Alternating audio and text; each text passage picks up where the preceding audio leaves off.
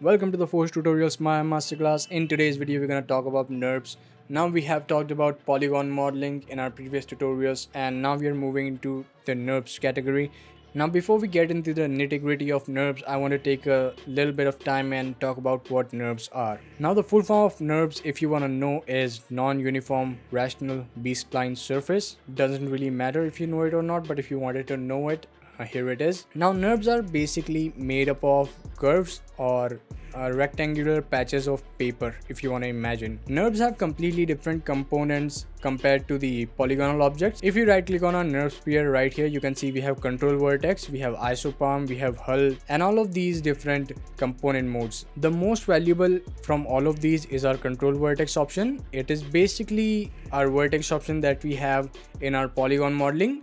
But as you can see, the control vertices are hovering above the surface. They are not connected to the surface. So if we select these and move these, you can see it's gonna give us a smoother deformation. And remember, we are not in the smooth preview mode. This is just how the Nurb surfaces behave. So let's undo that and let's look at the other components. Let's go to the hull option, and as you can see, the hull option gives us this cage around the object. Now this cage is not actually the polygons that make up this Nurb sphere. These are just the lines that are connecting our control vertices together. Now let's move on to the cube. It's also made up of Nurb surfaces, but as you can see, it has hard edges. That is because it's 6 individual patches of Nurbs arranged together in a cubical formation.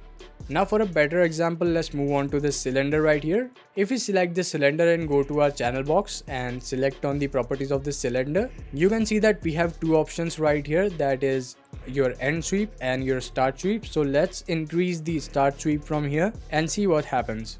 As soon as we increase the start sweep of the cylinder, you can kind of figure out how the Nurb system works. Now you can imagine the curvature of the cylinder as a single piece of paper that has been folded around.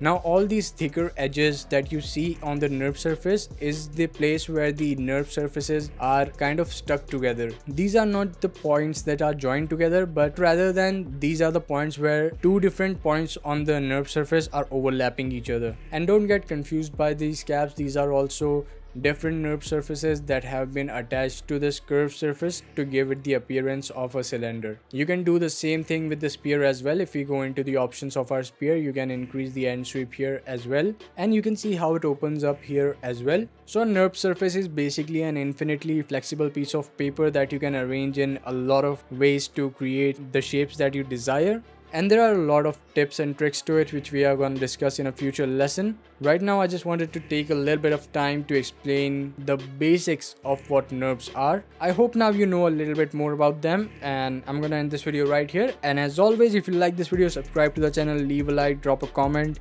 and if you want to support me directly, the link to my merch store on my Patreon is in the description down below, and I'll see you in the next video.